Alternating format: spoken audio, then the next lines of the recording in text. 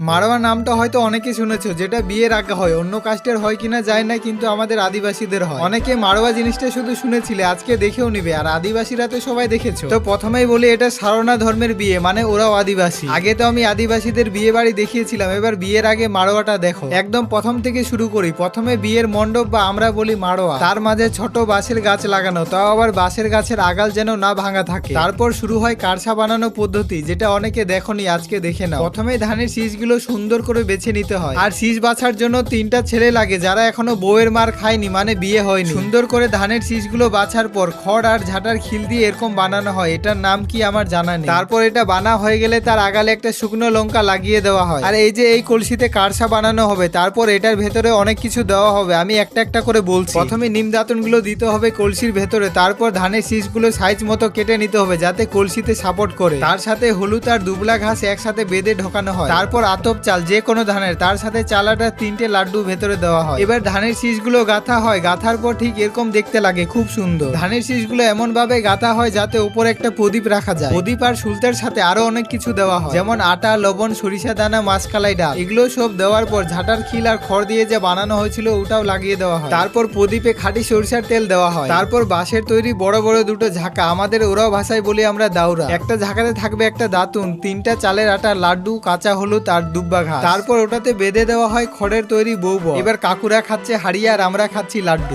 কারণ এখানে সবাই আছে। পরে চুপচুপ করে আমরাও হাড়িয়া খাবো।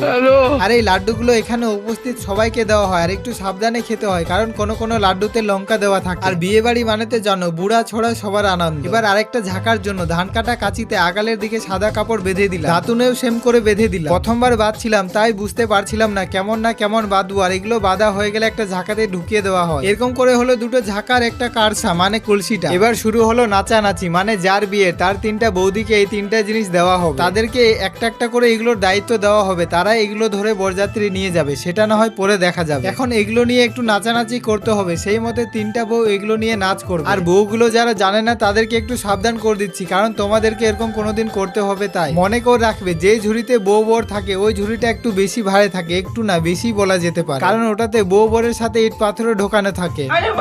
এরকমই সারনা ধর্মের ওরাও আদিবাসীদের বিয়ের আগে মারোয়া হয়।